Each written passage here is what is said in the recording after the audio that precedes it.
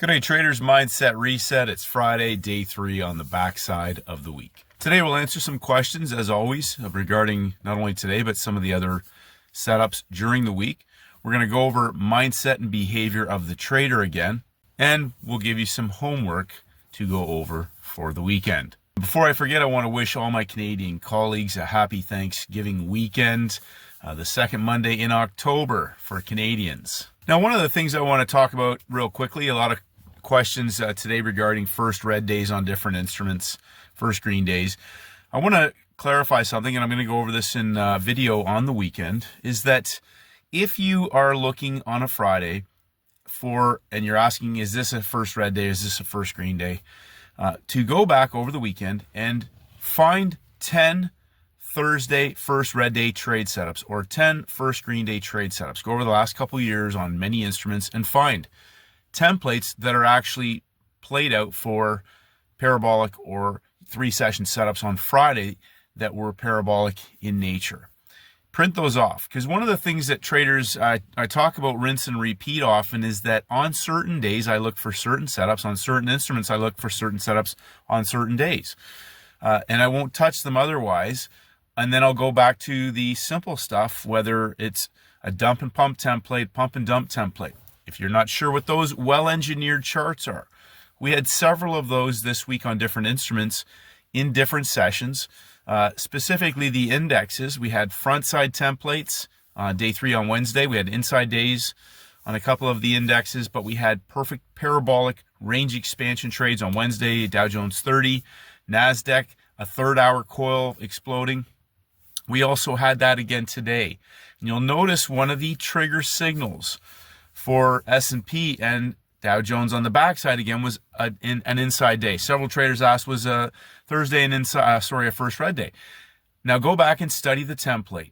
We have markets that broke out on Wednesday. Thursday was a CPI day. That means that this week, I talk about this a lot, there are 3 weeks that can be abnormal templates. And what that abnormal means is that there might be just a backside 3-day setup or a day 2 reversal, or for example, on non-farm payrolls, we can have 3 lower closes, 3 higher closes at the beginning of a new month. We'll see some different templates, ones that aren't your normal pump and dump or dump and pump 5-day, Monday, Wednesday, Friday templates.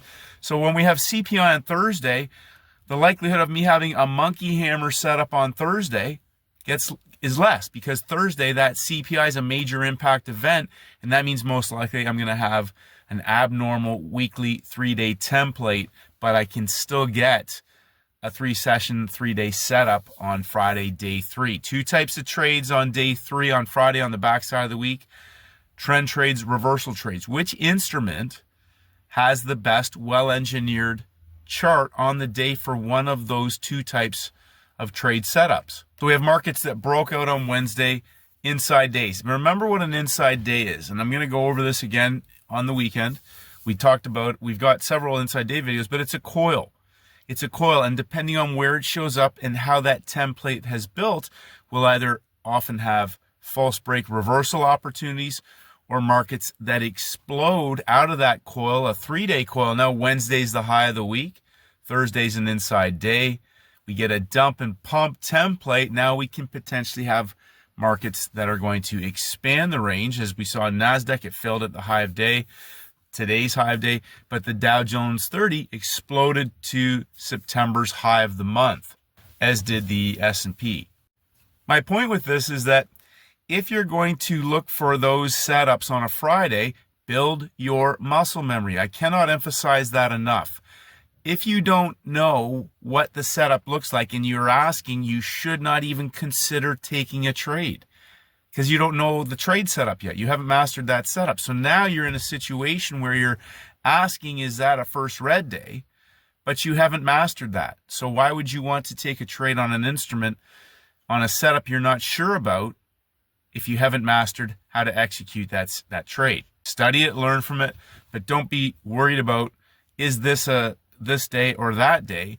Find one that you know exactly it is, that you've mastered, that you're hunting. So if you're going to trade first red day or first green day on a Friday, go print off 10 of those and study them. How should they be set up? What were the characteristics that built that into a 3-day, 3-session parabolic opportunity. Remember, we're not in the guessing game. We're not in the guessing game. I'm not going to guess if it's the first red day. So for example, natural gas, 4 down days. 4 down days. Thursday's an up closing day into 4 down closing days. Why would I be looking for that first green day explosive move when I have 4 down days? That's a pump day, an up day in a downward moving market. Now, it could be setting up for a short squeeze into Monday, Tuesday. Don't know. It didn't have any setup for me. Which another question regarding oil, first green day. Look at Tuesday on oil. Outside day, other time frame sellers driving the move. I don't care if it went up 50 pips inside. I'm not interested in that type of market when we're trading back up into other time frame sellers. That is not the ideal first green day trade setup on a Friday that I was looking for.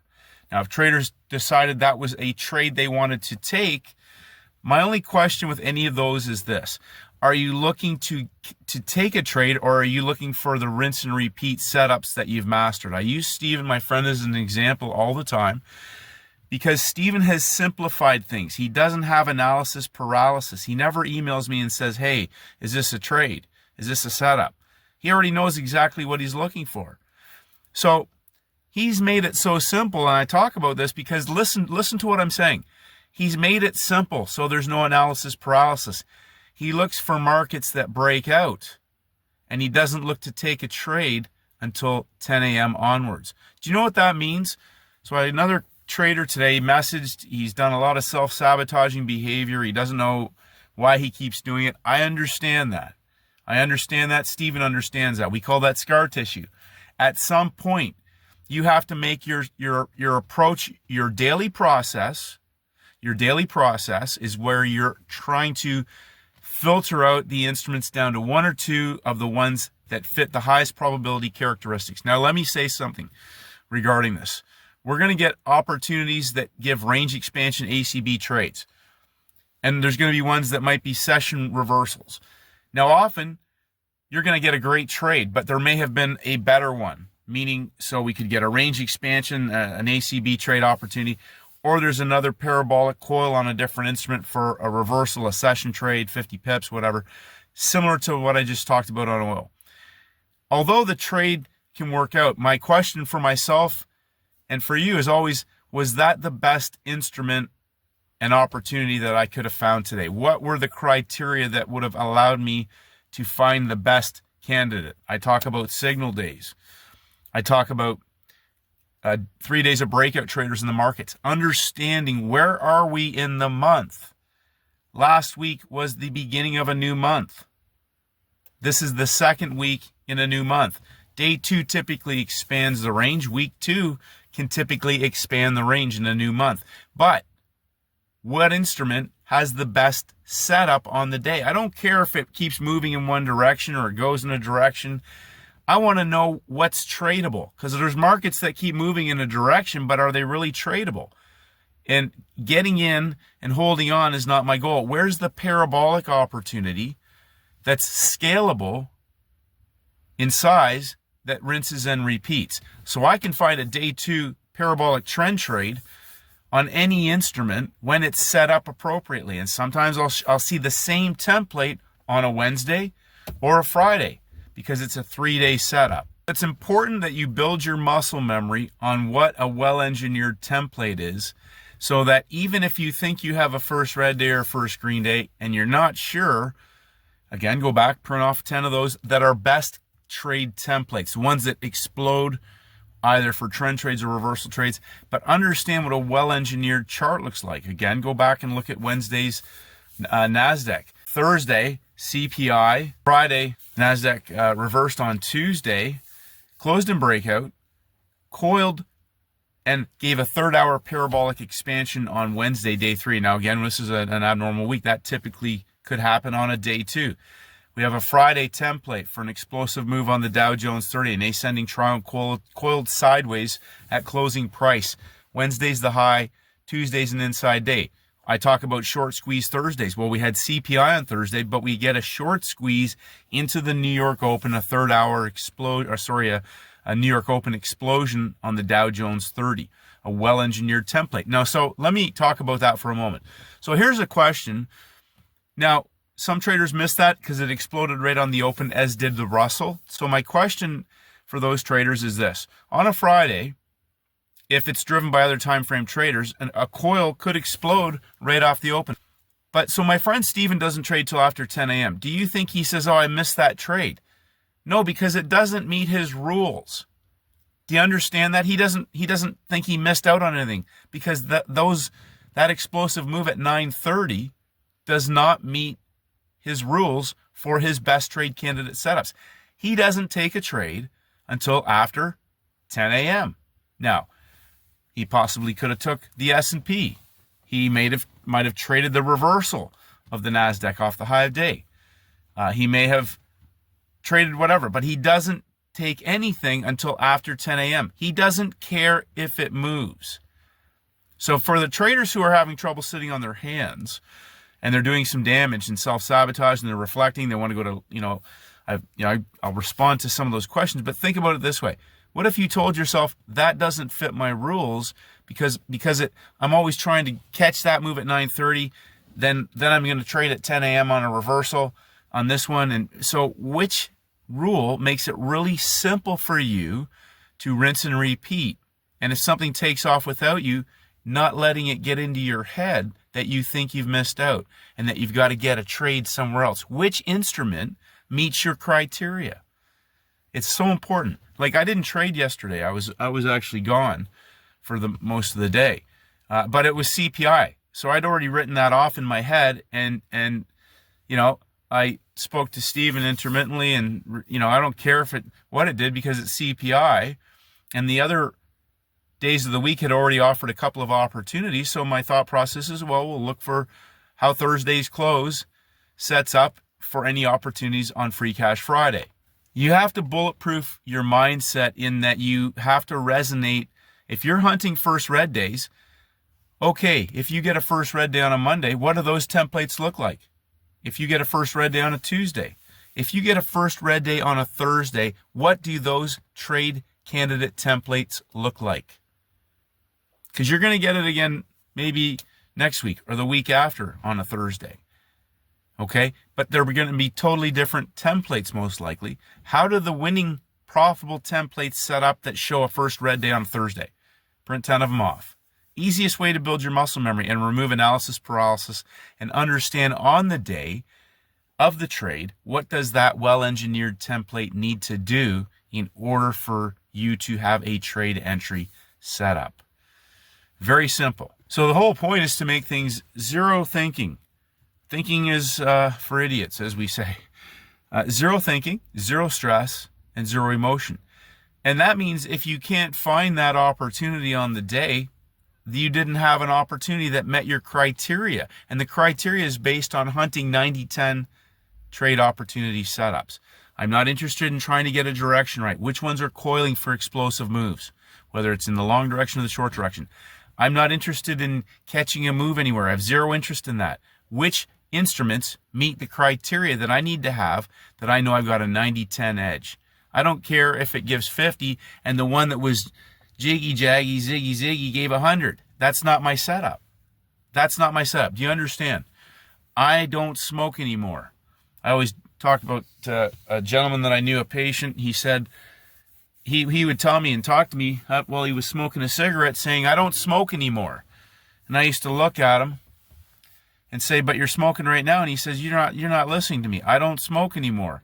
Of course, years later, I'm seeing the same gentleman as a patient, 15 years older, and he hasn't smoked for years. He programmed his brain that he didn't smoke anymore, even though he was still smoking. Okay, so what is your setup? What time do you want to trade at? If that's your plan, stick to it. Don't break your rules. The number one reason traders struggle for consistency is that they jump around with indecision constantly. I talk about this. They think they're trading setups, but they're actually taking trades. And they're not the same thing. They go on tilt after, they try to get even, they get mad, they double up on their leverage or their exposure, and they try to get it all back. Rinse and repeat means exactly that. Pick one or two setups know how they should set up, day 1, day 2, day 3. Okay, simple ones. If you're not sure, just go back through your charts. Count it out. Monday's day 1, Tuesday's day 2. Can you find a 3-day setup on Monday? We went through some of those earlier this week. Can you find a day 3 setup on Tuesday? If it's a day 3 setup on Tuesday, Friday, Monday, Tuesday. If it's Monday, Thursday, Friday, Monday. If you get an inside day, well, go back a day. Where's the peak formation from the previous week that we can begin to count to find a best trade candidate? Print off those templates. Understand if you don't get that, don't worry about it. Monday's the opening range. Day 2, Tuesday typically expands the range. Wednesday's the midpoint range of the week. On the backside, we can look for range reversal opportunities if indeed they present week 1, week 2, week 3. Okay, heading into a new month, we can see a large box, a day 0 template.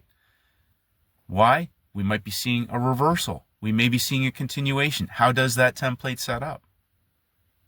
Okay, I don't really care how it sets up. If it's a day 0, I'm looking for the range expansion opportunity in either direction of that rectangle.